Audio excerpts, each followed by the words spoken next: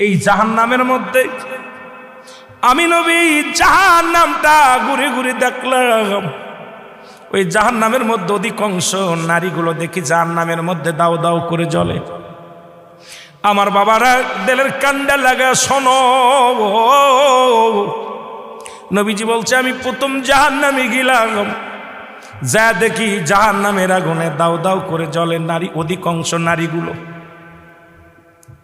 আল্লাহর নবী বলা পান আম্মা জান খাদিজাতুল কুবরা বলে, আল্লাহর নবী গো কিসের কারণে জাহান্নামে এত নারী দেখলেন? অধিকাংশ নারী, আল্লাহু আকবার, অধিকাংশ নারীরা জাহান্নামী।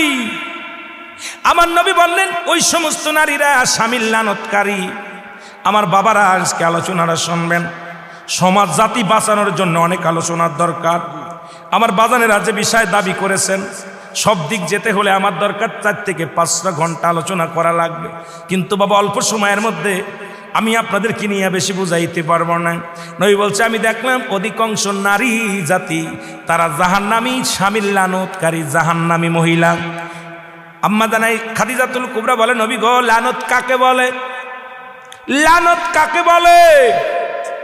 এ বাবার এই একটা যদি আজকে আমরা মিরাজের আলোচনা করি, এই মিরাজের আলোচনার মধ্যে শরিয়াত, তরিকত, হাকিকত, মারিফত সব বিষয়ে বিস্তারিত আলোচনা আছে। জান্নাত, জাহান্নাম, দুনিয়ার জিন্দেগি বন্দেগি সব কিছুর ভিতরে আপনি খুঁজে পাবেন। কারণ নবীজি দেখে দেখে আসছে যাগুলো, সশরীরে নবীজি যা দেখেছে এটাই তো বর্ণনা করেছেন দুনিয়ার সাহাবীদের কাছে, আম্মাজানদের কাছে, আমাদের কাছে এই লিখিতভাবে রেখে গেছেন নবীজি। আমার নবীজি রেখে গেছে, সেইগুলোই তো আমাদের জানতে হবে, বুঝতে হবে মুসলমান। আল্লাহর নবী বললেন লানত কাকে? নবীজি বললেন, আম্মাজান খাদিজা বলেন হুজুর লানত কাকে বলে? লানত কাকে বলে? আম্মাজান বলার সঙ্গে সঙ্গে নবী বলেন লানত হলো ওই সমস্ত মহিলা যারা স্বামীকে অভিশাপ দেয়। স্বামীকে অভিশাপ দেয়। হয়তো আপনাদের এই শাকির মোহাম্মদপুরের বাজারের মানুষেরা হয়তো স্বামীকে গালিগালাজ করে না। আল্লাহর কসম করে বলি, যে সমস্ত নারীরা স্বামীকে অভিশাপ দেয়, ও মরে গেলেই বাঁচতাম, ওরে ছেড়ে দিলি বাঁচতাম, ওর পালে এসে শান্তি হলো না, আমার কপালে সুখ হলো না, বড়া পড়া মরে না কেন, বড়া পড়ার সংসারে এসে সুখ হলো না, এই হারামজাদার সংসারে এসে সুখ হলো না। আল্লাহর কসম করে বলি, যে সমস্ত নারীরা স্বামীকে অভিশাপ দিবে ইয়াউমেল কিয়ামতের ময়দানে বিনা হিসাবে তারা জাহান্নামে প্রবেশ করবে। জোরে বলেন আল্লাহু আকবার। আমার মারা যারা মাইকের আওয়াজ শোনেন, শুনে নেন, যত আপনার নামাজ, আপনার রোজা, আপনার হজ সব কিছু বরবাদ হয়ে যাবে যারা স্বামীকে লানত করবেন, স্বামীকে যারা অভিশাপ করবেন, স্বামীর বিরুদ্ধে অভিযোগ করবেন, স্বামীর প্রশংসা করবেন। আল্লাহর দরবারে আপনি নেকি পাবেন, আল্লাহর দরবারে নফল বন্দেগি পাবেন। সারা রাত পরে আপনি ইবাদত করেছেন, আর একবার বলেন, আপনার মার কাছে বলেন, বোনের কাছে বলেন, ভাইয়ের কাছে বলেন, ভাইরে তোমার দুলোবাইটা কত সুন্দর, উনি ফরেজগার মানুষ, নামাজি মানুষ, আমাকে ভালোবাসে। যদি স্বামীর প্রশংসা করো, এই দুনিয়ার মধ্যে নফল ইবাদত হয়ে যাবে, তোমার নেকি হবে, আমলনামায় লেখা হবে। নবীজি বলছে অধিকাংশ মহিলারা ওই কিয়ামতের ময়দানে ওই জাহান্নামী অধিবাসী হয়েছে যারা স্বামীর লানতকারী। জোরে জোরে চিল্লায়া বলা যাবে না আল্লাহু আকবার। আল্লাহর নবী বললেন, আম্মাজান খাদিজা বলে হুজুর এরপরে কি দেখলেন? বলে ও আম্মাজান খাদিজা রে, খাদিজা আমি এরপরে জাহান্নামে গেলাম, একদল মেয়েদের দেখি, একদল নারীদের দেখি, আগুনের কাক তাদের মাথার উপরে ঠোকায় ঠোকায়, আগুনের কাক তাদের মাথার উপরে ঠোকায় ঠোকায় মস্তিষ্কগুলো খায়। এক একটা ঠোক মারে, মস্তিষ্কগুলো গলে গলে পড়ে যায়, এক একটা ঠোকা মারে, মস্তিষ্কগুলো গলে গলে পড়ে যায়। আমার নবী বললেন, বলার পর খাদিজা বলে হুজুর হালাতটা কি? বলছে এই সমস্ত মেয়েরা যাদের চুলগুলো বেগানা পুরুষে দেখছে। এখন এই ওয়াজ যদি মিরাজের ওয়াজে গেলে শরীয়তের ওয়াজ, পর্দার ওয়াজ, হাকিকতের ওয়াজ, নামাজের ওয়াজ, নামাজও মিরাজ থেকে আসা পর হলো, পর্দার বিধানও কঠিন হলো নামাজ বাজার মিরাজ থেকে আসা পর। এখন এই মিরাজের মধ্যে ঢুকলেই তো আলোচনা বাইর হয়ে যায়, আর এই ওয়াজ করলেই তো সকালবেলা আমার হাতে হ্যান্ডকাপ পড়বে। জোরে বলেন ঠিক কি না? আমি মা বোনদের বলি, মা গো তোমার মাথার উপরে উন্নাগুলো রাখো, এই চুলের মর্যাদা দাও, চুলের দাম বেড়ে যাবে, তোমার দাম বেড়ে যাবে। আমার মারে আমার আম্মা জান ডাকতে বলে নবী গো, তারপরে কি ডাকলেন? বলে হুজুর তারপরে কি ডাকলেন?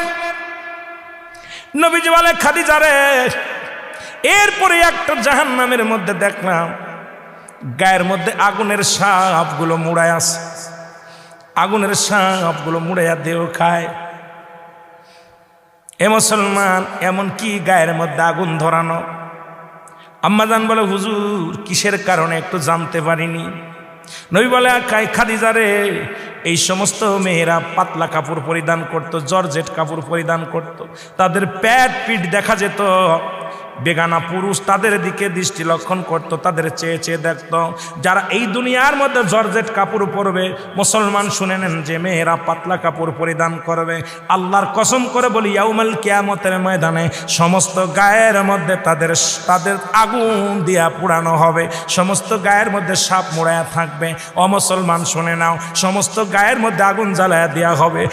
এবার আমারে মুহাম্মদপুর নাম, কত সুন্দর নাম, শাকির মোহাম্মদ বাজারের মা বাবা এত সুন্দর একটা নাম পাইছেন। আমি আপনাদের অনুরোধ করে যাই, মা আজ থেকে জর্জেট কাপড় ছেড়ে দাও, আজ থেকে পাতলা কাপড় ছেড়ে দাও।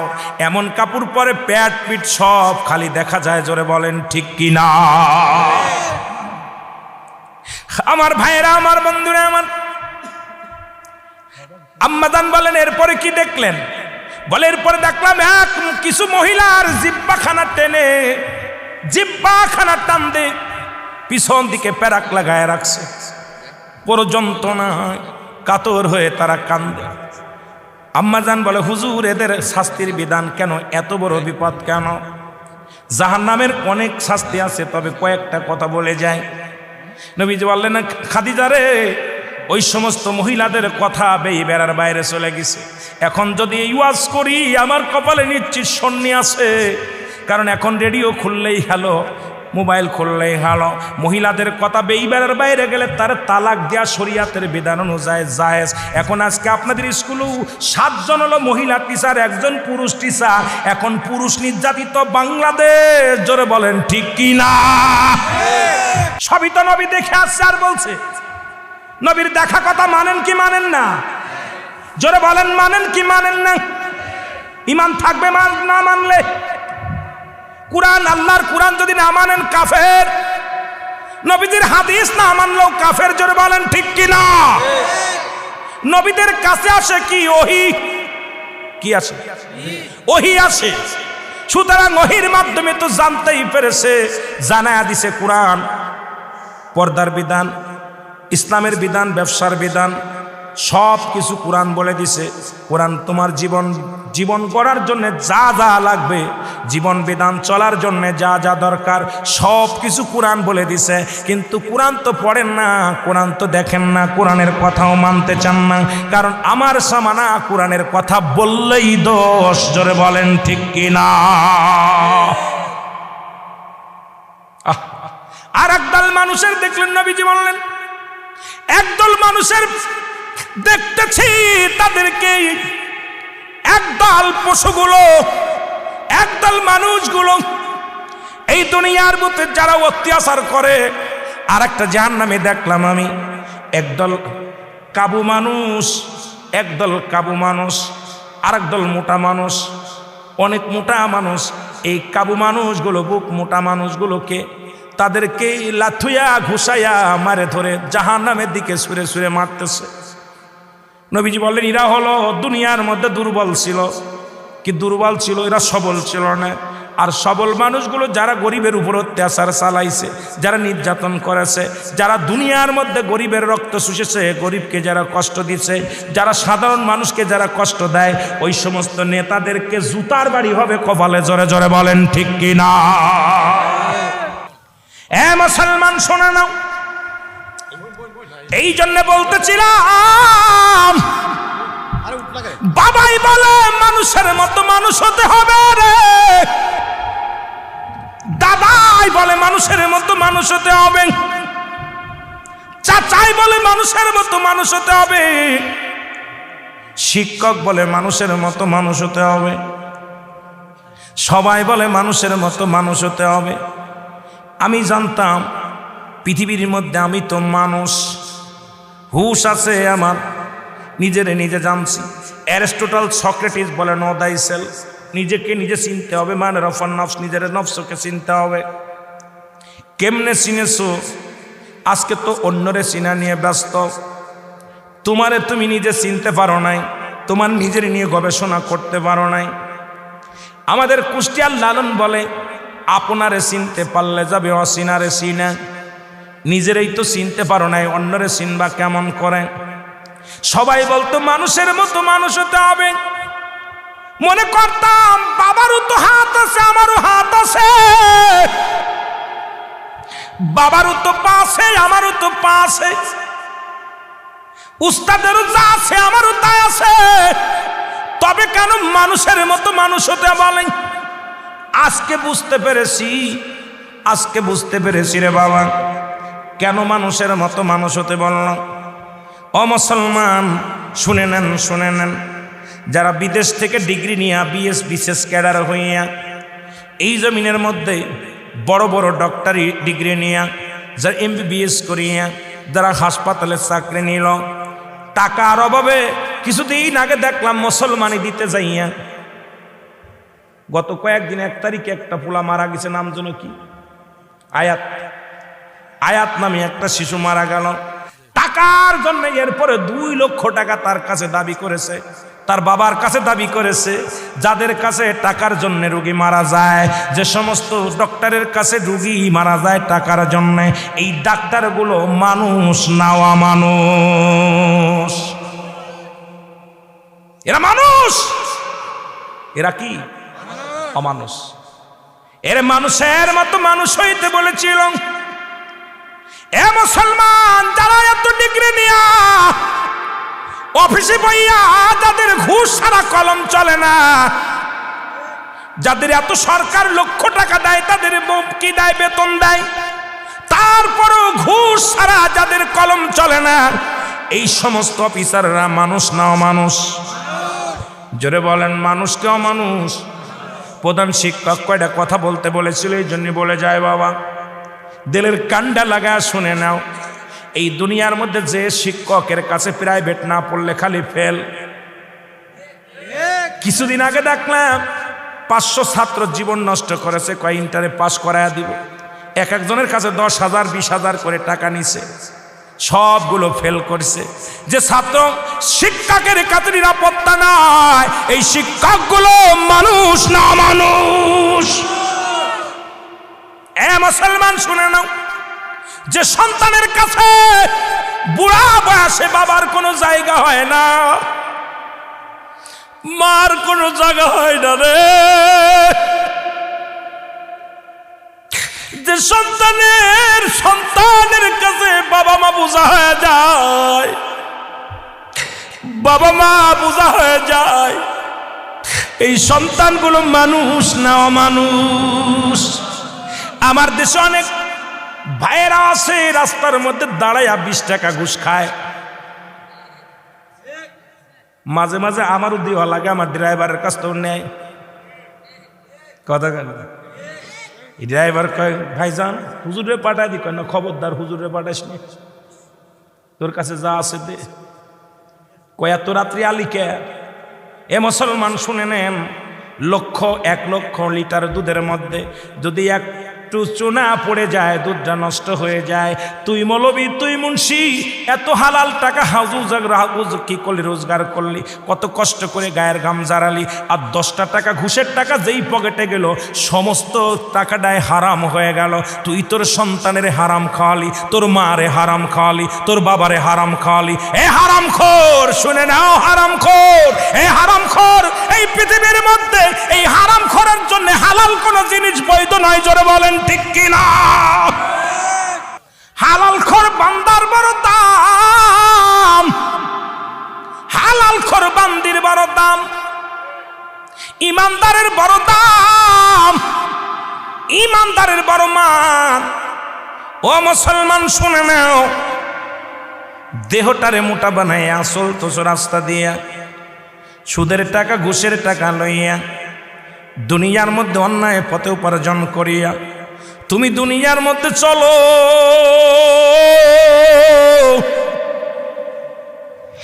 একবার চক্ষু দুটি বন্ধ করে দেখো রে মন, একবার চক্ষু দুইটা বন্ধ করে দেখো রে মন, এই দুনিয়ার সব কিছু পরে থাকবে, তুমি থাকবা না, তুমি থাকবা না, তুমি বিদায় নিয়ে যাওয়া, বিদায় নিয়ে যাওয়া।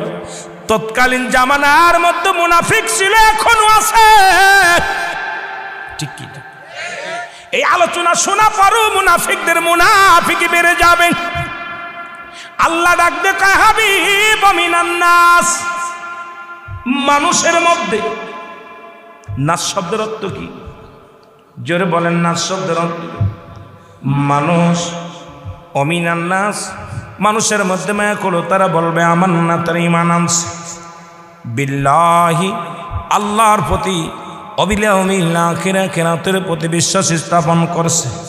ওমা হুম বিমুমিনিন, তৎকালীন জামানাও বেঈমান ছিল, এখনো আছে। কথা কোন ঠিক কিনা? তৎকালীন জামানাও বেঈমান ছিল গো, এখনো আছে, কিয়ামত পর্যন্ত থাকবে। যারা মুসলমানদের চিরশত্রু, মুসলমান হইয়া মুসলমানদের বিরোধিতা করবে, আলেম হইয়া আলেমের বিরোধিতা করবে। কথা বলেন ঠিক কিনা? ইমাম হইয়া ইমামের বিরোধিতা করবে। তৎকালীন জামানাও ছিল, এখনো আছে, কিয়ামত পর্যন্ত থাকবে। নবীর কদমের মধ্যে একদল মানুষ আসা যাওয়া করত, নবীর কাছে যা বলতো, হুজুর আমরা ইমানদার, আমরা মুমিন, আমরা মুত্তাকিন। আবার তাদের কমের কাছে ফিরে যেয়ে বলতো, হুজুর আমরা তো মুহাম্মাদের কাছে গিয়েছিলাম, মুহাম্মাদকে ধোঁকা দেওয়ার জন্যে, মুহাম্মাদের সঙ্গে আমরা উপহাস করার জন্যে। অমুসলমান শুনে নাও, তেলের কান্ডা লাগা শুনে নাও, এইরকম অনেক মানুষ আছে আজকে সমাজের মধ্যে, ইসলামকে ধোঁকা দিতে চায়, ইসলামকে ধোঁকা দিতে চায়, কোরআনকে ধোঁকা দিতে চায়, হাদিসকে ধোঁকা দিতে চায়, অথচ তাদের ধোঁকায় নিজেরা পড়তেছে। মুসলমানদের বলে যায়, আপনাদের কাছে বলে যায়, এগুলো ছেড়ে দাও, ছেড়ে দাও, এই দুনিয়ার জিন্দেগি বেশি দিন নয়, এই বন্দেগি করো, আমার মৌলার বন্দেগি করো, জিন্দেগিটা ভালো করো গো, নাই কিন্তু কবর ছাড়বে না, কবর ছাড়বে না, কবর ছাড়বে না, কবরে আযাব, কবরে আযাব কিন্তু ছাড়বে না। এই নবীজি মিরাজ থেকে আসলেন নামাজ নিয়ে গো, পর্দা নিয়ে আসলেন, নামাজ নিয়ে আসলেন, রোজা নিয়ে আসলেন, হজ নিয়ে আসলেন, যাকাত নিয়ে, যা কিছু নিয়ে আসলেন আমার নবীজি, সব কিছু আমার আল্লাহর কাছ থেকে নিয়ে আলেন, শুধু বান্দার উম্মাতের কল্যাণের জন্য। জোরে বলেন ঠিক কিনা? কিসের জন্য আসলেন? ওই নবীর হায়াতের জিন্দেগি বলতেছিলাম, এই জন্যে হায়াতি খায়রুল লাকুম, আমার নবীজি হায়াতের জিন্দেগিটা উম্মাতের জন্য কল্যাণকারক। কারণ নবী চলাফেরা করেছে, নবীজি আপনার আমার সঙ্গে কথাবার্তা বলেছে, আমার নবীজি আপনার আমার সঙ্গে কথাবার্তা বলেছে, আপনার আমার সঙ্গে চলাফেরা করেছে। নবী বলে, উম্মাতিরা রে, আমি নবী তোমাদের মাঝে আগমন করেছি, এটা আমার উম্মাতের জন্য বড় কল্যাণকারক। জোরে জোরে চিল্লায় বলা যাবে না আল্লাহু আকবার। এই নবীজির প্রথম, এ মুসলমান, এ মুসলমান শুনে নাও, আমার আল্লাহ তাআলা যখন মিরাজ দিলেন, দিদার দিলেন, মারহাবা বলেন না, আবার একটু পিছনে চলে যাই, নিয়ে রাখলেন বুরাক নামের বহন দিয়ে, এখান দিয়ে নবীজিকে নিয়ে রাখলেন কোথায়? মসজিদুল আকসা পর্যন্ত। আমার মুসলমান শুনে নেন, এখান থেকে নবীজিকে নিলেন রব রব প্রাণীতে। আমার বাজানেরা শোনো, বিস্তারিত আলোচনার মধ্যে যেতে পারবো কি জানি না। এখান থেকে নবীজিকে নিয়ে গেলেন, আমার নবীজিকে নিয়ে রাখলেন সিদ্ধাতুল মুনতাহায়। সিদ্ধাতুল মুনতাহা, সিদ্ধাতুল মুনতাহা শব্দের অর্থ বড়ই গাছ। কি গাছ? জান্নাতের মধ্যে একটা গাছ আছে, জাহান্নামের মধ্যে একটা গাছ আছে। নবীজি দেখে আসছেন দু চোখ ভরে। জাহান্নামের মধ্যে যে গাছটা আছে নাম হলো অমুসলমান জাক্কুম নামে কাঁটাযুক্ত গাছ। জাহান্নামের মধ্যে যে গাছটা আছে দরজার মধ্যে লাগানো, এই গাছটার চেহারা সুরত বেল গাছের মতো। বেল গাছের মধ্যে যেমন অসংখ্য কাঁটা, এই জাহান্নামের গেটের মধ্যে যে গাছটা আছে সেই গাছটার নাম হলো জাক্কুম নামে কাঁটাযুক্ত গাছ। এই মানুষ খা গাছ জঙ্গলে শুনেছেন, আফ্রিকা জঙ্গলের মধ্যে গাছ আছে। এই গাছে যেমন মানুষগুলো খেয়ে ফেলে, তদ্রুপ ওই জাহান্নামের ওই গেটের মধ্যে ওই গাছটা ধরে ধরে গিরাজ করে ফেলবে। আর সিদরাতুল মুনতাহা বড়ই তলা। কোন জিবরিল আমিন বলে, হুজুর আমার মনে বড় দুঃখ, আমি আজ পর্যন্ত আমি আমার মাওলার দেখি নাই। কার থেকে হুকুম আনি, কার থেকে হুকুম নিয়ে আসি? হুকুম শুধু আনি আর দিয়ে যায়, এক একজনের কাছে পৌঁছাই দিয়ে যায়। আজ পর্যন্ত দেখি নাই। জিবরিল আমিন আল্লাহর নবী বলে, জিবরিল রে খোঁজো আমার আল্লাহরে। আল্লাহরে খুঁজতে যাইয়া জিবরিল আমিন সাততলা জমিন ঘুরলেন, জান্নাত জাহান্নাম ঘুরলেন, সব জায়গা ঘুরলেন। আল্লাহ যেখানে যায় দেখে নবীজি। বাবা আমি আলোচনাটা অনেকবার করেছি, শুনে নেন বাবা। নবীজি যায়, আল্লাহর যে নবী জিবরিল আমিন আল্লাহর নবীজিকে দেখলেন। জিবরিল আমিন দেখে জান্নাতের গেটের মধ্যে নবী, জাহান্নামের পাশে নবী, উম্মতের মায়ে কান্দে। প্রথম আসমানে নবী, দ্বিতীয় আসমানে নবী, তৃতীয় আসমানে নবী, চতুর্থ আসমানে নবী, পঞ্চম আসমানে নবী, ষষ্ঠ আসমানে নবী, সপ্তম আসমানে নবী। জোরে বলেন মারহাবা। জিবরিল আমিন আমার নবীর কাছে চলে আসলেন। আমার নবী বলে, জিবরিল রে তুমি কি আমার মাওলার ঠিকানা পাইছো, মাওলার দেখেছো? বলে, হুজুর বেয়াদবি মাফ করবেন, আমি প্রথম আসমানে গেলাম দেখলাম আপনাকে, দ্বিতীয় আসমানে গেলাম দেখলাম আপনাকে, তৃতীয় আসমানে গেলাম দেখলাম আপনাকে, চতুর্থ আসমানে গেলাম দেখলাম আপনাকে, পঞ্চম আসমানে গেলাম দেখলাম আপনাকে, ও নবী গো সপ্তম আসমানে দেখলাম আপনাকে, জান্নাতের ভিতরে দেখলাম আপনাকে, জাহান্নামের গেটেও কাঁদতে দেখেছি আপনাকে। আর রব্বে হাবলি উম্মতি বলে, নবী গো আমি আজকে আল্লাহকে সরাসরি দেখতে পারি নাই। আমার নবী ডাকতে বলে, জিবরিল রে শুনে নাও, আল্লাহ দেখার একমাত্র ঠিকানা আমি নবী রাহমাতাল লিল আলামিন। এই জন্য নবীর কথা বলতে গেলেই মনে হয় আমার নবী বলতেছে হায়াতি খায়রুল লাকুম। আমার নবী বলেন আমার হায়াতের জিন্দেগি, এ মুফতি মুহাদ্দিস সাহেবরা শোনো, নবী বলেন আমার হায়াতের জিন্দেগিটা আমার উম্মতের জন্য কল্যাণকারক। নবী যে দুনিয়ার মধ্যে আসছে, প্রতিটা কর্মই, প্রতিটা নবীর প্রতিটা সেকেন্ড, প্রতিটা মিনিট, প্রতিটা সময় নবী উম্মতের জন্য কল্যাণ হবে যে কাজ, সেই কাজগুলো আমার নবীজি করতেন। জোরে জোরে চিল্লায় বলেন মারহাবা, আরো জোরে বলেন।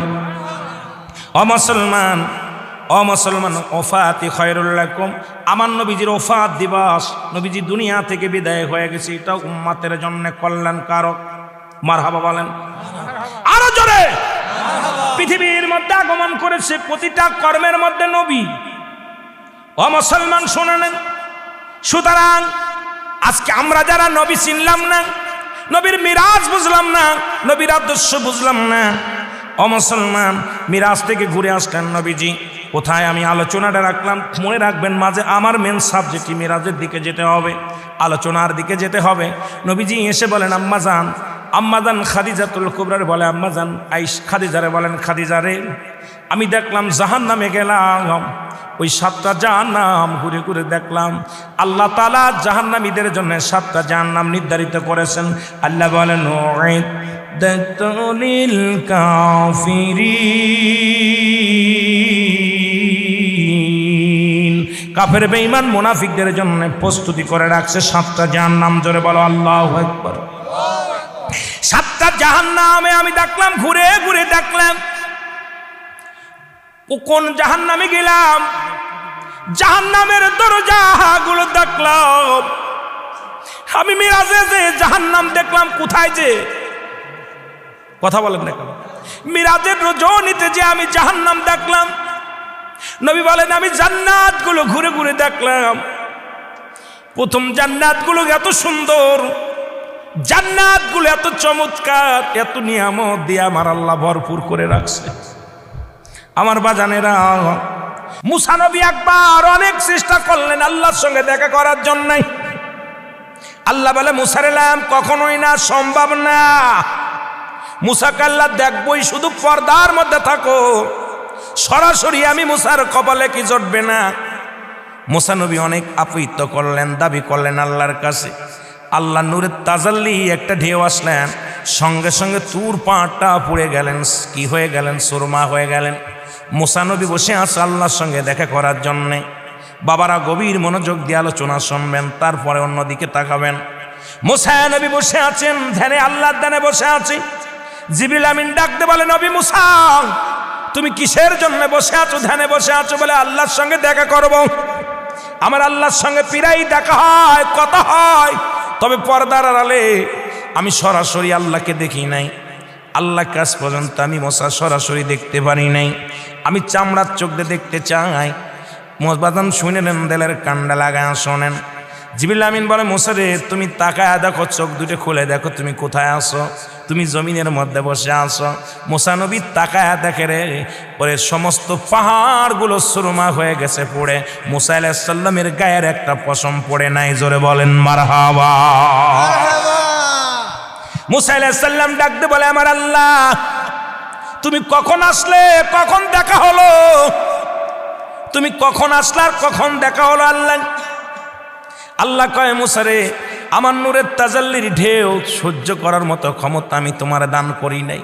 যত নবী, যত গাউস কুতুব যাদেরকে আমি দুনিয়ার মধ্যে পাঠাইলাম, এই ধৈর্য ধারণ করার ক্ষমতা, আমার নূরের তাজাল্লিটা সহ্য করার ক্ষমতা একমাত্র আমি দিয়েছি আমার নবী রাহমাতাল লিল আলামিনকে। জোরে বলেন মারহাবা। আর একটু জোরে বলেন আল্লাহু আকবার। রহমতের নবী ডাক দিয়ে বলেন, খাদিজা রে আমি নবী আমার মৌলার দিদার করেছি, তোমার বিশ্বাস হয় কি না? খাদিজা বলে, ইয়া রাসূলুল্লাহ, ইয়া হাবিবাল্লাহ, পৃথিবীর কে মানুষ আর মানুক আর না মানুক, আমি মানি আমার নবী রাহমাতুল লিল আলামিন। আপনি আলামিন, সত্যবাদী নবী গো, আপনি মিথ্যা বলতে পারেন না। আপনার দিদার, আপনার মিরাজ সত্য হয়েছে, এর মধ্যে কোনো সন্দেহ নাই। নবী গো আমি মানি আপনি সত্য বলেছেন। আমার নবীজি অমুসলমান চলে গেলেন আবু বকরের কাছে। হযরত আবু বকর ডাক দিয়ে বলে, নবী গো আপনি মিরাজের কথা বললেন, কি কি দেখেছেন? সব কিছু দেখেছেন। নবী বলে, এগুলো দেখলাম, আল্লাহর সঙ্গে কথা হলো, জান্নাত দেখলাম, জাহান্নাম দেখলাম, আল্লাহ পাকের সত্তালা জমিন আমি গুইরা গুইরা দেখলাম রে। আল্লাহর সঙ্গে আমি আলাপ করেছি। আবু বকর রাদিয়াল্লাহু তাআলা আনহু বলে, হুজুর আমি মানি। আমার নবী বলে, আবু বকর রে এত বড় সত্য তুমি কেমনে মানলা? বলে, হুজুর জীবনে তো আল্লাহকে দেখি নাই। আপনি যেদিন বলেছিলেন আল্লাহ বলতে একজন আছে, যখন কালেমা পড়াইলেন, লা ইলাহা নাই কোন ইলাহা ইল্লাল্লাহু এক আল্লাহ ছাড়া, মুহাম্মাদুর রাসূলুল্লাহ সাল্লাল্লাহু আলাইহি ওয়াসাল্লাম। নবী গো সেদিন তো আমি কখনো বলি নাই, আমি তো অস্বীকার করি নাই আল্লাহ একজন আছে, আপনি তার প্রেরিত রাসূল, সেদিন তো আমি কোনো দ্বিধা দ্বন্দ্ব করি নাই। এত বড় সত্য যদি আমি স্বীকার করে নিতে পারি, আমার নবী মিরাজ করেছে, এর মধ্যে কোনো সন্দেহ নাই। আমার নবীর মিরাজ আমি মানি। জোরে জোরে চিল্লায় বলেন মারহাবা। আর একটু জোরে জোরে চিল্লায় বলা যাবে না আল্লাহু আকবার। নবী চলে গেলেন কোথায়? বালকদের মধ্যে হযরত আলীর কাছে। আলী বলে, হুজুর পৃথিবীর কেউ মানুক আর না মানুক আমি মানি, কারণ আমার নবীর দিদার হয়েছে, আল্লাহর সঙ্গে দেখা হয়েছে, জান্নাত দেখেছে, জাহান্নাম দেখেছে। কেউ না মানলেও আমি মানি গো নবী। নবী চলে গেলেন যায়েদের কাছে, গোলামদের মধ্যে যায়েদের কাছে। যায়েদ বলে, ইয়া রাসূলুল্লাহ, ইয়া হাবিবাল্লাহ, পৃথিবীর কেউ মানুক আর না মানুক, আপনি আল্লাহর সঙ্গে দিদার হয়েছে, কথা হয়েছে, কেউ মানলেও ভালো, না মানলেও ভালো, তবে আমি মানি আমার নবী রাহমাতুল লিল আলামিন সত্য বলেছে, রাসূল আমার সত্য বলেছে, আল্লাহর সঙ্গে সাক্ষাৎ হয়েছে। জোরে বলেন মারহাবা। এ মুসলমান গভীর মনোযোগ। কিন্তু এই জামানা একজন বেঈমান গো। এখন যেমন নবীর শান শুনলে কিছু মানুষের চুলকানি বাড়ে, নবীর কথা শুনলেই কিছু মানুষের চুলকানি বাড়ে। কথা কন। নবীর মিলাদ পড়তে গেলে চুলকানি বাড়ে, নবীর মিলাদের কথা শুনলেই চুলকানি বাড়ে, তাদের তো মিরাজের কথা শুনলেই মাথা নষ্ট হয়ে যায়। দুনিয়ার মানুষ শুনে নাও, তৎকালীন জামানায় একজন ব্যক্তি মুসলমান, উনি কি করলেন, নবীর মিরাজ অস্বীকার করলেন। আব্দুল্লাহর বেটা মুহাম্মদ পাগল হয়ে গেছে, সে নাকি এত পথ অতিক্রম করেছে, এত রাস্তা কেমনে গেল, পাগল হয়েছে নি, এই গাজা খুঁড়ে কথা বলা শুরু করলো মুহাম্মদ। আব্দুল্লাহর বেটা মুহাম্মদ আমাদেরকে ধোঁকা দিতেছে, আমাদেরকে ভুল পথে পরিচালনা করে। উনি বাজারে গেলেন, সোনারঘাট বাজারে গেলেন, কথার কথা বলতেছি বাবা, বাজারে যে বিশাল একটা মাছ কিনলেন, আল্লাহু আকবার বলুন। এই মাছটা কিনে হাতের মধ্যে নিয়ে রওনা হয়ে গেছে। যে ডাকে সেই বলে, ভাই এত বড় মাছ কিনছো কেন, শুনছো নি? কারণ আব্দুল্লাহর বেটা মুহাম্মদ সে নাকি সত্তলা জমিন বেদ করে আল্লাহর সঙ্গে কথা বলেছে, তাও নাকি কয়েক মিনিটের মধ্যে। ওনার বিছনাটা গরম ছিল, যে বিছনা থেকে উঠে গেছে ওই বিছনাটা নাকি তার গরম ছিল, যে দরজাতে বাইর হয়ে গেছে, দরজার বাজান শিকলটা নাকি নড়াচড়া করতেছিল। আরে বাবা কি শুনাইলা, আব্দুল্লাহর বেটা মুহাম্মদ তো ঈমান হারায়া ফেলছে আমাদের। উনি নাকি আল্লাহর সঙ্গে কথা বলেছে, দিদার করেছে, যার ঘোড়া লাগে নাই, চাবুক লাগে নাই, কোনো উঠার কোনো বস্তু যন্ত্র নাই, তবে আব্দুল্লাহর বেটা মুহাম্মদ নাকি সশরীরে আল্লাহর সঙ্গে দিদার করেছে। জোরে জোরে চিল্লায় বলা যাবে না আল্লাহু আকবার। সবাইকে বললেন আব্দুল্লাহর বেটা মুহাম্মদ ঈমান হরণ করা শুরু করেছে। এখন ঈমান তো চলে যাবে, ঈমান থাকবে না। উনি বাড়ি গেলেন, বাড়ি যা বিবিরে ডাক দেখায়, বিবিরে জলদি করে মাছটা কোটেকে আমি গোসল করে আসি, গোসল করে এসে মাছটা খাবো। আল্লাহু আকবার বলেন না। উনি গোসল করতে চলে গেলেন, ওনার লুঙ্গিখানা গামছাখানা উপরে রাখিয়া যখন নদীতে যায় একটা ডুব দিলেন, ডুবটা দেওয়ার সঙ্গে সঙ্গে পুরুষ থেকে মহিলা হয়ে গেছে। জোরে জোরে চিল্লায় বলা যাবে না আল্লাহু আকবার। সঙ্গে সঙ্গে পুরুষ থেকে মহিলা হয়ে গেছে। ওই নদী দিয়ে যাইতেছিল এক সদাগর। এই সদাগর কি করলেন, দেখলেন পানির মধ্যে এক সুন্দরী নারী। চিন্তা করে কত ব্যবসার কাজে পানির নদী দিয়ে গেলাম, জীবনে এত সুন্দরী নারী দেখি নাই, এত সুন্দর রূপবতী গুণবতী এত সুন্দর নারী জীবনে দেখি নাই। আস্তে আস্তে করে সদাগর নৌকা বিরাইলেন। আমার ভাইয়েরা, আমার বন্ধুরা আমার, উনি আস্তে আস্তে করে নৌকাটা বিরাইলেন। বিরানোর পর ওনার কাছে গেলেন, কাছে যাওয়ার পর ওই মহিলাটাকে টেনে হিঁচড়ে নৌকার মধ্যে উঠাইলেন, উঠায় বাড়ি নিয়ে গেলেন। বাড়ি নিয়ে যে কাজী দিয়া বিয়ে পড়াইলেন। বিয়ে পড়াইয়া মুসলমান 1 নয় 2 নয় 12 বছরের সংসার করলেন। কত বছর? জোরে বলেন কত বছর? 12 বছরের সংসার করলেন। ওই সংসারের মধ্যে 10 জন ছেলে মেয়ে হলো। কয়জন? 10টা ছেলে মেয়ে হলো। 12 বছর পরে একদিন অনেক বিস্তারিত আলোচনা, শুধু নবীরকে মিরাজ করেছে বিশ্বাস করানোর জন্যে। কথাটা আমি আপনাদেরকে বলে যাই, মুসলমান শুনে নেন। এবার 12 বছর পরে আবার স্বামীকে বলে, স্বামী রে আমি একটু গোসল করব, আমাকে একটু নদীর ঘাটে যাব, আমি পানি দিয়া গোসল করব। এরপরে উনি চলে গেলেন নদীতে। যা যখন আবার পানির মধ্যে একটা ডুব দিছে, সঙ্গে সঙ্গে মহিলা থেকে পুরুষ হয়ে গেছে। জোরে জোরে চিল্লায়া বলা যাবে না মারহাবা। কত বছর? 12টা বছর অতিবাহিত হয়ে গেছে। 10 জন ছেলে মেয়ের লালন, 10টা ছেলে মেয়ের মা আমি হয়ে গেছি।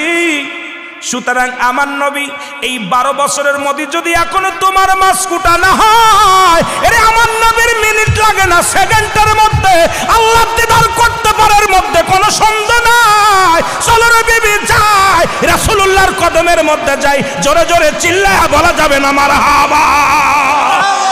আল্লাহ ডাকতে বলে, হাবিব ওদেরকে জানায়া দেন আমি আল্লাহ এক। যারা আল্লাহ ব্যতীত অন্য কাউকে আল্লাহ বানায়, শরীক বানায়, এই দুনিয়ার মধ্যে মুসলমান শুনে নাও, কোরআনের 6666 আয়াত, কেউ বলে 33 আয়াত। এ মুসলমান 114টা সূরার মধ্যে একটা সূরা তৎকালীন জামানায় একটা আয়াত পৃথিবীর কোনো দার্শনিক লিখতে পারে নাই, লেখা সম্ভব নয়। জোরে কোন ঠিক কিনা? আরো জোরে বলেন ঠিক কিনা? এটা কখনো সম্ভব হবে না। তবে বর্তমান জামানায় কিছু কানার বাচ্চা কানা আলেমরা আছে, তারা বলে কোরআনের মধ্যে অধিকাংশ আয়াতই হলো জাল। কারণ তারা জানে মুসলমানদের ঈমান হরণ করতে লাগলে আগে কোরআনের পর হাত লাগাতে হবে, কোরআনের উপর হাত লাগাতে হবে। কারণ কোরআনকে তারা বেশি মানে, কোরআনকে তারা মানে। এই কোরআন নাম শুনলেই হয় পুরাণ। এত সুন্দর কোরআন কাটে আল্লাহ পাক, আমার আল্লাহ পাক ও মুসলমান আমার হাবিবের কাছে পাঠাইলেন মানব জাতির হেদায়েতের জন্য, কল্যাণের জন্য কোরআন পাঠাইলেন। এই জন্য বলতেছিলাম, তারা বলতেছিল যারা অন্যর কাছে সাহায্য চায়, খ্রিস্টান, বৌদ্ধ, নাসারা, ইহুদি, মুসলমান, হিন্দু সম্প্রদায়, পৃথিবীর মধ্যে অন্যান্য জাতিরা, আমাদের মধ্যে অনেক মুসলমান জাতিরা ঈমান হারায় ফেলেছে। আল্লাহ বলে হাবিবরে জানায়া দাও আমি আল্লাহ এক, এই পৃথিবীর মধ্যে কারো জন্ম দিই নাই, কারো থেকে জন্ম নিই নাই। আর আসমান জমিনের মধ্যে আমার সমতুল্য, আমার সমকক্ষ আর কেউ নাই। জোরে জোরে বলেন ঠিক কিনা? আর একটু জোরে জোরে চিল্লায় বলো আল্লাহু আকবার। তাহলে কোথায় আজকে অবস্থান করেন দেখেন। এতদিন তো রাসূলকে নিয়ে কটাক্ষ করেছে, ইসলাম ধর্মটাকে শেষ করার জন্য পায়ে তারা শুরু করেছিল।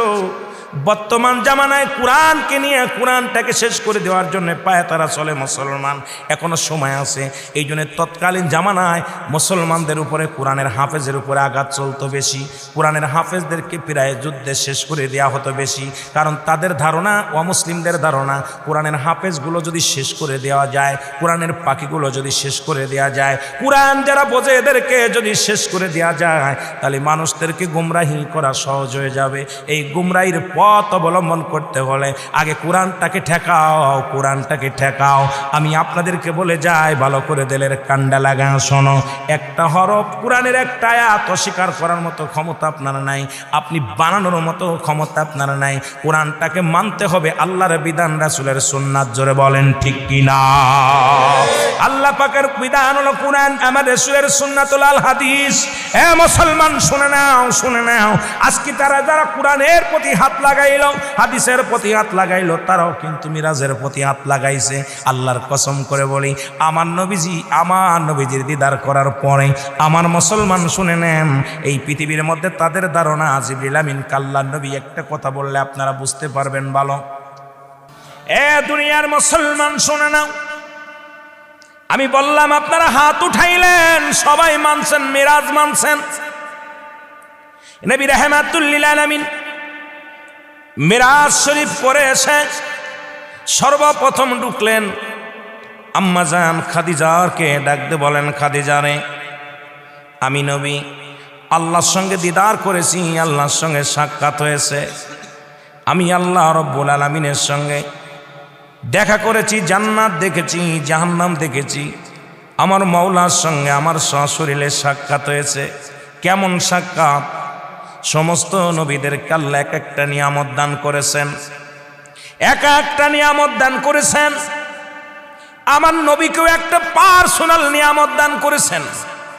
যখন আল্লাহ তাআলা অন্যান্য নবীদেরকে নিয়ে বলছে হাবিব, নবীদেরকে বলছে ও বন্ধু তোমরা কি চাও, পার্সোনাল এক একটা নিয়ামত আমি আল্লাহ দান করব। তোমাদের জন্য পার্সোনাল এক একটা নিয়ামত রেখে দিছি। কিন্তু আমার নবীকেও নিয়ে আল্লাহ পাক কোনো পর্দা নাই, পাশাপাশি বসছে। মারহাবা বলেন। এরে আদম বাদান যিনি কোথায়? মুসা আলাইহিস সালাম আল্লাহর সঙ্গে দেখা করার জন্য অনেক চেষ্টা করেছে, আল্লাহ বলছিলাম কখনোই না। ঈসা নবী বলছে, আল্লাহ বলছে না। বাজান ইব্রাহিম নবী বলছিলাম কখনোই না, সম্ভব নয়। যত নবী সরাসরি দেখার জন্য আফসোস করেছে আমার আল্লাহ। আমার আল্লাহ বলছে, অয় নবীগণ শোনো, আমার নূরের তাজাল্লি, এটা দেখার মতো ক্ষমতা, এটা দেখার মতো, এটা ধৈর্য ধারণ করা, এটার পাওয়ার শক্তি, ধৈর্য ধারণ করা, এই ক্ষমতা আমি আল্লাহ তোমাদের দিই নাই, একমাত্র দিয়েছেন আমার নবী রাহমাতুল লিল আলামিনকে। জোরে জোরে বলেন মারহাবা। যা পৃথিবীর মধ্যে কোনো নবীরে দেন নাই। আপনারা শুনলে খুশি হবেন, সমস্ত নবী যখন আল্লাহ দিদার থেকে বঞ্চিত হয়েছেন, সরাসরি পর্দার মধ্যে পর্দার মধ্যে থেকে আলাপ করেছেন। আমার হাবিবকে যেদিন দিদার দিলেন, মিরাজ গেলেন, আমার আল্লাহ তাআলা পর্দা ছাড়া নবীর সঙ্গে সরাসরি আলাপ। সুবহানাল্লাহ বলেন না? আর একটু জোরে জোরে চিল্লায় বলেন আল্লাহু আকবার। পর্দা ছাড়া আলাপ হলেন। আমার আল্লাহর নবীকে আল্লাহ রাব্বুল আলামিন ডাক দিয়ে বলে, হাবিব, প্রতিটা নবীকে এক একটা নিয়ামত আমি দান করেছি, আপনি কি চান বলেন, আপনি আমার কাছে কি চান? নবী সেদিনও কেঁদেছিলেন, ইয়া রব্বি হাবলি উম্মতি। জোরে জোরে চিল্লায় বলা যাবে না মারহাবা। ও নবী গো, আমরা গুনাহগারে বলো সালাতো সালাম জানাই, সালাতো সালাম জানাই আপনার পরে। বলেন সালাতো সালাম জানাই, সালাতো সালাম জানাই আপনার।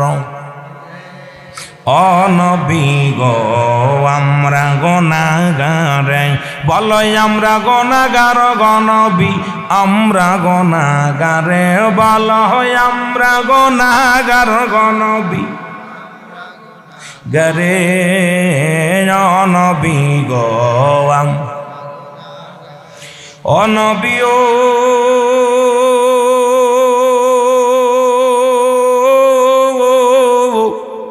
এই শাকির মোহাম্মদপুরের আসে কানে হইয়া দেওয়ানা। দেখা দাও গো দয়াল নবী, দেখা দাও গো দয়াল নবী, দূরে রাইখো না। ও নবী গো, আমরা গুনাহগারে বলো সালাতু সালাম জানাই, সালাতু জানাই আপনার পরে। বলেন সালাতু সালাম আপনার পরে। ও নবী গো,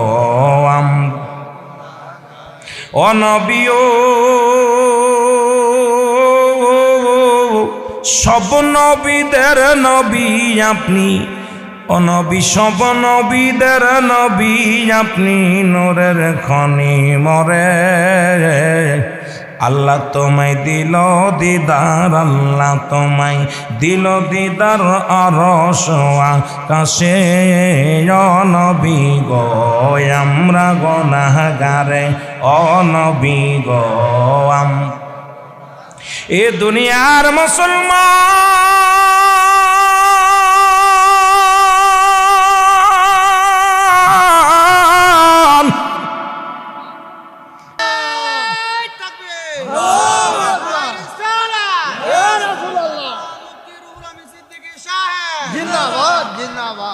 বিবিরে, আমার জীবনে 12 বছর কাটছে, 10টা ছেলে মেয়ে হয়েছে, এখনো মাছের আশ ফেলা হয়নি। তাহলে আমার নবীর দিদার করবো, মিনিট তো দূরের কথা, ঘন্টা তো দূরের কথা, আমার নবী সবকিছুই পারে। জোরে বলেন ঠিক কিনা? বিবিরে নিয়ে চলে গেছে রাসূলুল্লাহর কদমের মধ্যে। রাসূলের কদমের মধ্যে যা বলতেছে, ইয়া রাসূলুল্লাহ, ইয়া হাবিবাল্লাহ, নবী গো আমাকে আপনি মাফ করে দেন, আমাকে তওবা করায় দেন। নবী বলতে কি হয়েছে বলো? সাহাবীদের সামনে উনি খুলে বললেন, নবী গো এই বৃত্তান্ত, এই বিষয়, সুতরাং এই বিষয়ের উপরে হুজুর আমি আমার জীবনটাই হয়েছে নবী গো। কি হয়েছে বলে? এটা হয়েছে নবী গো, কারণ আমার জীবনে আপনার মিরাজকে আমি অস্বীকার করেছিলাম। আমার মিরাজকে আমি, কথা বলেন না কেন, মিরাজকে অস্বীকার করেছিলাম। এই জন্য আমার ভাইয়েরা, আমার আল্লাহ তাআলা এই দুনিয়ার মধ্যে তাকে দিয়া ইতিহাস করে দিয়েছে যে দুনিয়ার মানুষ, আমার রাসূল সম্পর্কে যাদের ভুল ধারণা আছে, আমার রাসূল সম্পর্কে যাদের এখনো মনের ভিতরে খটকা লাগে, ইমান যাদের নাই, আমল দিয়ে কোনো লাভ নাই, আমল দিয়ে লাভ নেই, আগে দরকার ইমান। যেটা বলেন ঠিক কিনা? সেই ইমানের নাম কি? রাহমাতাল লিল, আরো জোরে বলেন। শুধু তাই নয় আমার বাবারা, আজকে তো মিরাজের কথা দূরে করতেছে, এই কোরআনটাকেও ভুল প্রমাণ করতেছে বাংলাদেশের মানুষ। আমার দেশে অসংখ্য শায়েখরা বলতেছে যে কোরআনের অধিকাংশ আয়াত জাল। নাউজুবিল্লাহ বলেন না? আজকে তাফসির কোরআন মাহফিল দিচ্ছেন, কিন্তু আপনারা শুনলে অবাক হয়ে যাবেন। আমার দেশের বড় বড় শায়েখরা বলতেছে কোরআনের অধিকাংশ আয়াতগুলো নবীজি ইন্তেকালের পরে হয়েছে। নবীজি ছিলেন না, নবীজি জানেন না। তার ভিতরেও সূরা ইখলাসটা হলো 1 নম্বর জাল। নাউজুবিল্লাহ বলেন না, আরো জোরে বলেন আল্লাহু আকবার। অথচ এই কিতাবটা লেখা পর আল্লাহ বলছেন সূরা বাকারার মধ্যে কি বলছে জানেন? যালিকাল কিতাবু লা রাইবা ফি। এটার মধ্যে কি নাই? আস্তে কইবেন না জোরে কইবেন? আপনারা কি ওয়াজ শুনতে আইছেন না খালি ঘুমাইতে আইছেন? আমার দোয়াজ করে দিলে কথা বলতে হবে, কারণ আমার এমন একটা বিষয়ের উপরে কিছু আলোচনা, আমি কেবল টাচ দেওয়া শুরু করেছি, আলোচনা আস্তে আস্তে যাব। ধীরে ধীরে যদি আপনারা ভালোবাসা দেন কথা বলতে পারবো। এই কিতাবের মধ্যে সন্দেহ আছে? জোরে বলেন আছে? কিয়ামত পর্যন্ত একটা আয়াত কেউ লিখতে পারবে? একটা আয়াত কেউ বানাতে পারবে? জের জবর বাদ দিতে পারবে? কথা বলেন, বাদ দিতে পারবে? অথচ আমার দেশের তথা কথিত কিছু শায়েখরা যারা তাফসির করতেছে, তাফসির করতে যায় বলতেছেন যেই কোরআনের ভিতর অধিকাংশ আয়াত জাল, মানবে কারা? আল্লাহ বলেন হুদাল লিল মুত্তাকিন। জোরে বলেন আল্লাহু আকবার। হেদায়েত প্রাপ্ত বান্দা যারা, হেদায়েত প্রাপ্ত বান্দা যারা কখনো কোরআনের ভুল ধরবে না তারা। জোরে বলেন ঠিক কিনা? আর একটু জোরে বলেন। বড় আশ্চর্য হয়ে গেছি, কারণ যারা দেবতা পূজা করে, যারা প্রতিমা পূজা করে, যারা চন্ডের কাছে সাহায্য চায়, যারা অনেক সময় আল্লাহ ব্যতীত অন্যকে ভগবান বানায়, খোদা বানায় পূজা করে, তারা চিন্তা করছে এই কোরআনের যদি সব আইন মেনে ফেলে তাহলে তো আমাদের অবস্থা খারাপ।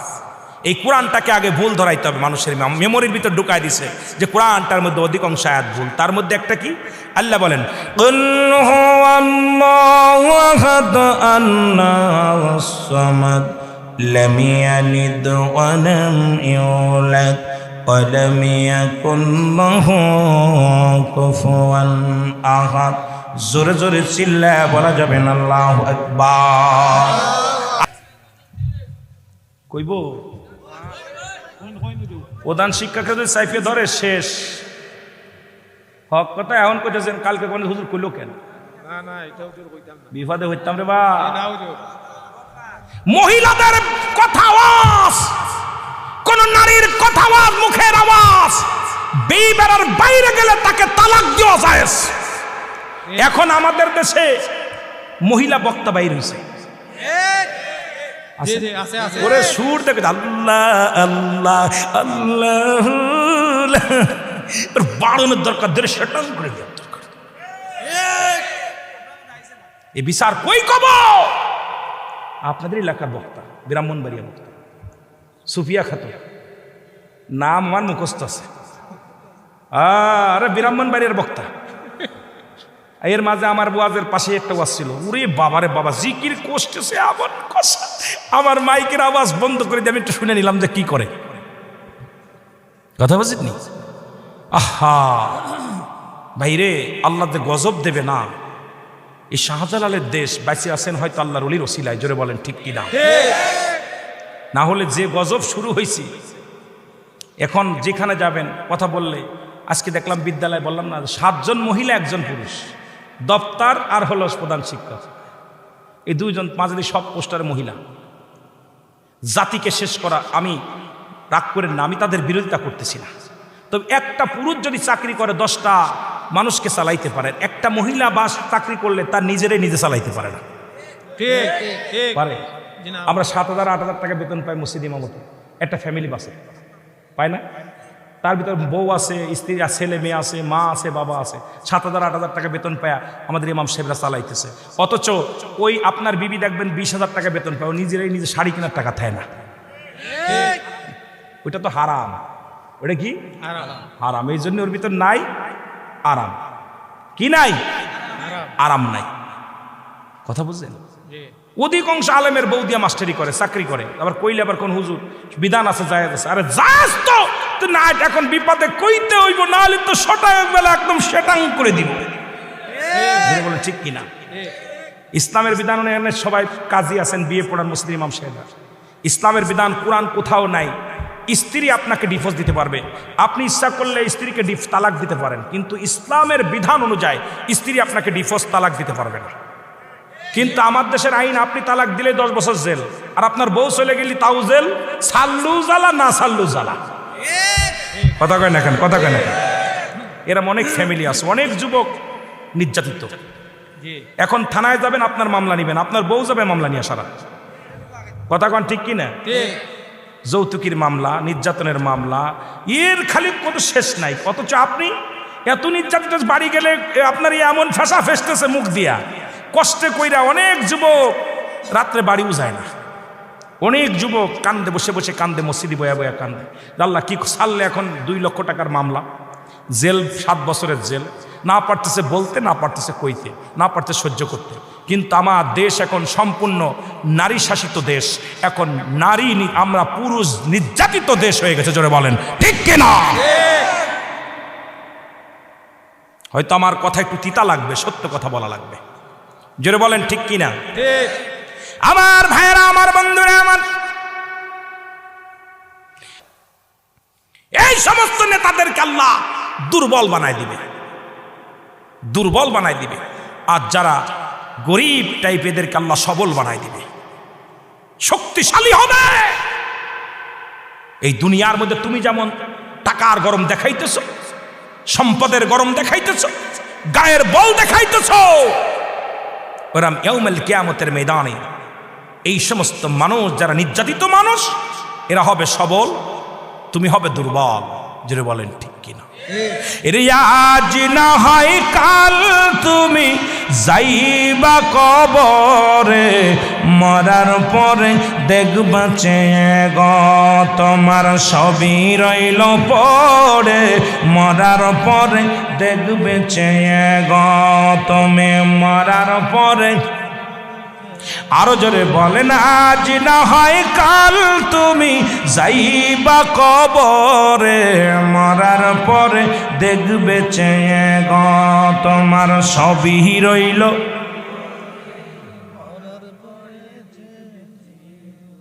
কুল্লু নাফসিন যায়কাতুল মউত, প্রতিটা প্রাণীরই, কথা কয় না, মরবেন না। দুজন মরনা খালি বলতেছে, পাশের মানুষের গুলো ওয়াজে বইছে না, বইয়া বইয়া কি করতে চাল্লাই জানে, ঘুমাইছে নি, কথা কয় না কেন? গুণা হইব কথা কইলে?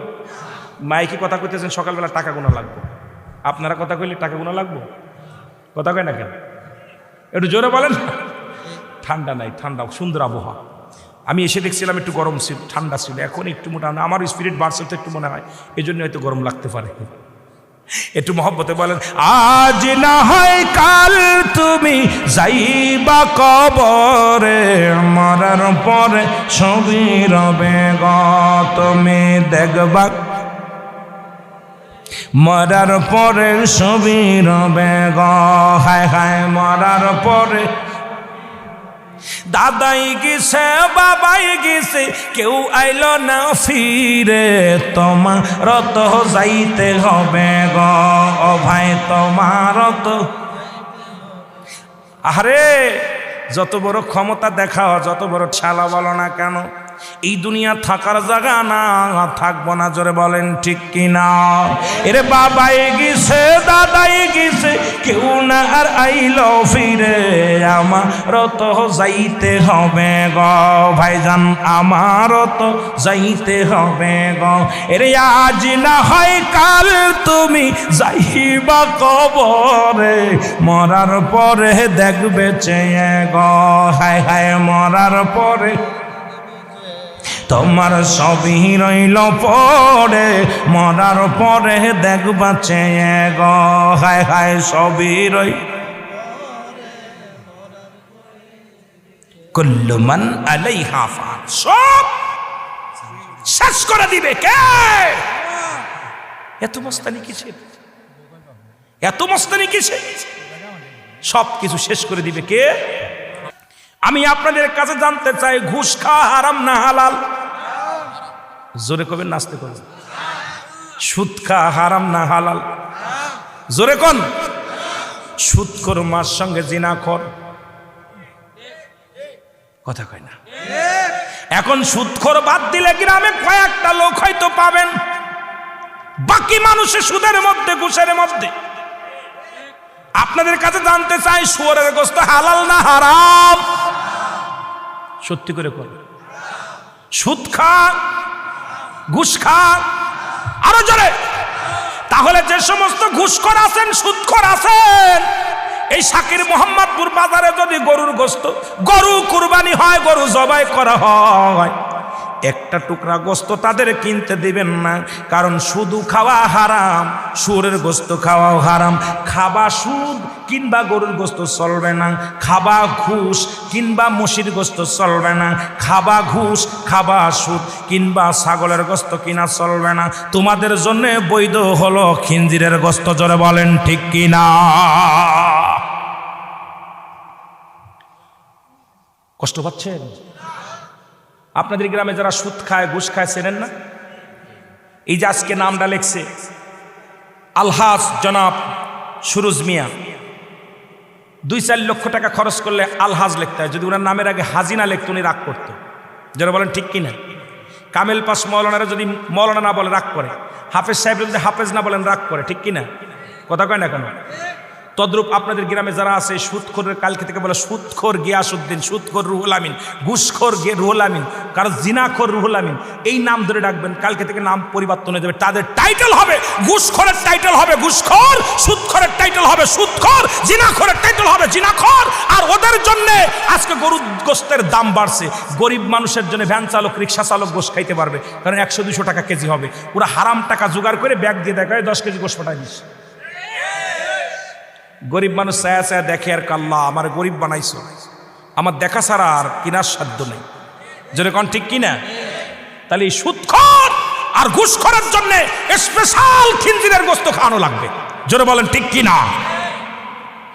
খাবা ঘুষ, খাবা সুদ, আর হালাল গোশত তালাশ করবা। কথা কেন? আমি দেখলাম সেদিনকে একজন বলতেছে ওই কয়টা সুদখোরের নাম নাকি লিখে দিলে গরুর গায়ের পোক পড়ে যায়। সুদখোরের নাম লিখে দিল কবিরাজরা। তাহলে চিন্তা করছেন কত বড় নিকৃষ্ট, কত বড় নিকৃষ্ট সুদখোর, ঘুষখোর। এরে আজ না হয় কাল তুমি যাইবা কবরে, মরার পরে দেখবা চেয়ে গো তোমার সবই রইল। একটু জোরে জোরে বলেন, ওরে মরার পরে দেখবা চেয়ে গো তোমার সবই রইল, মরার পরে দেখবা চেয়ে। ওরে দাদাই গেছে, বাবাই গেছে, আইল না কেউ ফিরে, মরার পরে দেখবে চেয়ে গো। খায় খায় মরার পরে। একটু মহব্বতে বলেন, আজ না হয় কাল তুমি যাইবা কবরে, মরার পরে দেখবে চেয়ে গো তোমার সবই রইল, মরার পরে দেখবে চেয়ে। সাদের বাড়ি নারী গাড়ি, সাদের বাড়ি নারী গাড়ি সবই রইল পড়ে, মরার পরে দেখবে চেয়ে গো তুমি, মরার পরে। এ দুনিয়ার মুসলমান